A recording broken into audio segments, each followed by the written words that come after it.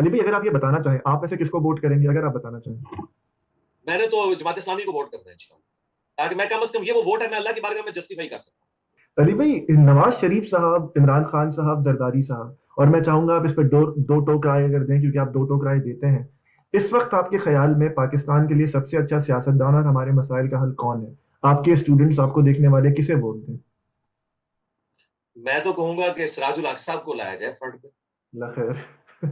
हाँ, उनको भी एक चांस दिया जाए। देखे ना, उनके जाहिर और बातिन के अंदर कोई समझ लें तजाद मौजूद नहीं है, और एक सादा जिंदगी वो गुजार रहे हैं। फिर जमात इस्लामी के अंदर कॉम्पिटेंट लोग भी मौजूद हैं जो वाकई मेरिट की बुनियाद के ऊपर ऊपर आते हैं, तो उन्हें भी एक मौका देना चाहिए।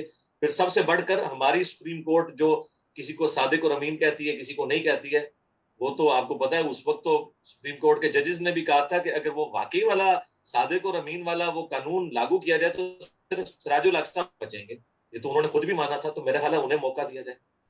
लेकिन अली भाई, ये प्रैक्टिकल तो नहीं है ना, आप भी जानते हैं पूरी कौम इस पर मुत्तहिद नहीं हो सकती, तो मैं प्रैक्टिकली तो अगर मेरे ख्याल है कौम को अब सोचना चाहिए ना यार। सारों को आप देख चुके हैं ना, तो उनको भी मौका दें ना। अली अब भाई जिस तरह उनको पीटीआई वाले कहते हैं कि हम इन पार्टियों को इतने अरसे से देख रहे थे, तो यार अब जे इनको भी, जमात इस्लामी को भी मौका दें ना। अली भाई, अगर आप ये बताना चाहें, आप ऐसे किसको वोट करेंगे अगर आप बताना चाहें?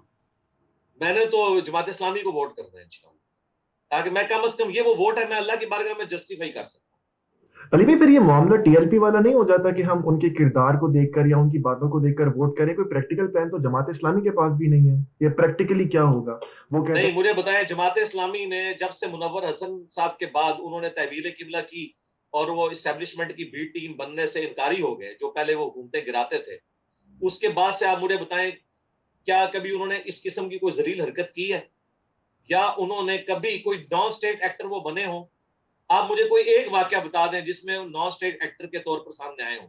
आप जिन जमातों के, मजहबी जमातों के नाम ले रहे हैं, वो नॉन स्टेट एक्टर के तौर पर भी तो सामने आती है ना। भाई जमात जमात इस्लामी के पढ़े लिखे लोग होते हैं, ये लोग अपना प्रोटेस्ट भी बड़े महजब अंदाज में रिकॉर्ड करवाते हैं। आप इनके मुखालफिन के बारे में भी इन्हें जुबान इस्तेमाल करते हुए देखें, कितनी यानी ये अच्छी जुबान इस्तेमाल करते हैं।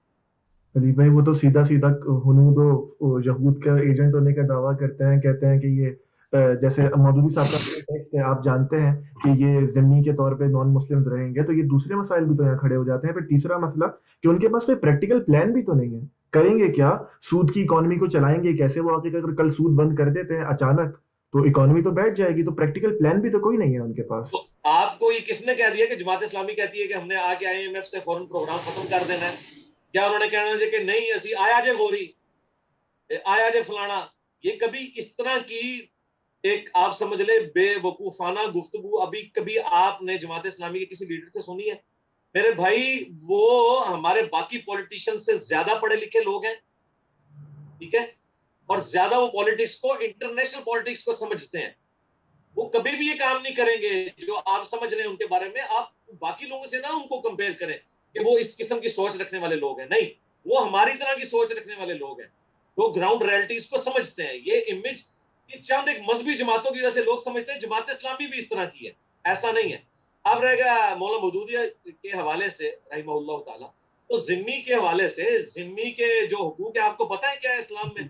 जी। बुखारी में हदीस है कि जिसने जिम्मी को नाहक कत्ल किया वो जन्नत की खुशबू भी नहीं पाएगा, अगरचे वो मुसलमान भी हुआ। जिम्मी के तो बड़े हुकूक हैं। जिम्मी के हमें टैक्स वापस करने पड़ जाएंगे अगर कोई जिम्मी कत्ल होता है, तो जितने हमने टैक्सेस आज तक लिए उन्हें वापस करने पड़ेंगे।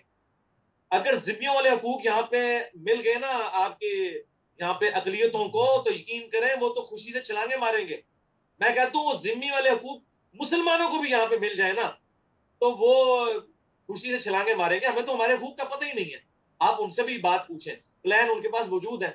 इनके पास जो प्लान मौजूद है माशाअल्लाह ताला, इससे अच्छे प्लान उनके पास मौजूद है। उनके पास पढ़े लिखे लोग मौजूद हैं। चलिए भाई, जिम्मी वाली और ये डिबेट ज़ाहिर है दूसरी है, कभी आपको दोबारा कभी आपसे दोबारा जहमत आपको देंगे कि उस पर बात कर सके। मुझे ये बताइए कि चले, पहले नंबर पे तो आपने जमात इस्लामी बता दिया, दूसरे नंबर पे आपके ख्याल में कौन आता है आपके नज़दीक? मैं चाह रहा हूँ ताकि आप नाम लेके पॉलिसी डिफाइन कर सके, ताकि वाकई देखने वालों को पता हो, अच्छा भाई इसे वोट करना है या इसका केस ज़रा ज़्यादा अच्छा बनता है। जी, पहले नंबर पे तो जमात इस्लामी, दूसरे नंबर पे पीटीआई आती थी, लेकिन अब सारे दूसरे नंबर पे आ गए। تو इन दो नंबरों में से के अंधों में से कोई काना राजा भी है या नहीं है? आप मुझे घेर घार के कहाँ लाना चाह रहे हैं? मैं सिर्फ ये, मैं उस बात का जवाब देना नहीं चाहता ना, अच्छा ठीक है ठीक है। मैं उस तरह सोचना ही नहीं चाहता। मैं समझता हूँ कि हमें अब जमात इस्लामी को भी मौका देना चाहिए। और मैं आपको बता रहा हूँ कि 2018 के इलेक्शंस की बात है, उस वक्त जो फौरन से मुख्तलिफ सहाफ़ी कवर करने के लिए आए हुए थे ना इलेक्शंस को, उनमें से एक जो है ना वो यहाँ आके पाकिस्तान में वो हायर करते हैं, जो लोग लोकल लोगों के साथ मुलाकात करवा देते हैं, एमएनएस और एमपीएस जो उम्मीदवार हैं उनके साथ। तो मेरे एक कज़न भी थे, वो इंग्लिश अच्छी बोल लेते थे, तो वो भी साथ अटैच हुए।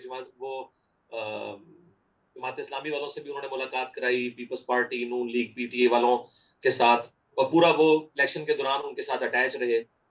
एंड पे उन्होंने पूछा कि बताएं आपकी क्या राय है, तो उस गोरे ने ये कहा था कि आपके मुल्क को अगर ये पूरी सिचुएशन से कोई जमात निकाल सकती है ना, तो वो जमात इस्लामी है। वो बड़ा हैरान हुआ कि मौलवी, उन्होंने कहा यार मैंने देखा है इनको बात करने की तमीज है, इन्हें वर्ड पॉलिटिक्स का पता है, ये सारे एजुकेटेड लोग हैं, कोई वकील है, कोई डॉक्टर है, कोई इंजीनियर है, कोई अनपढ़ बंदा इनमें नजर ही नहीं आता।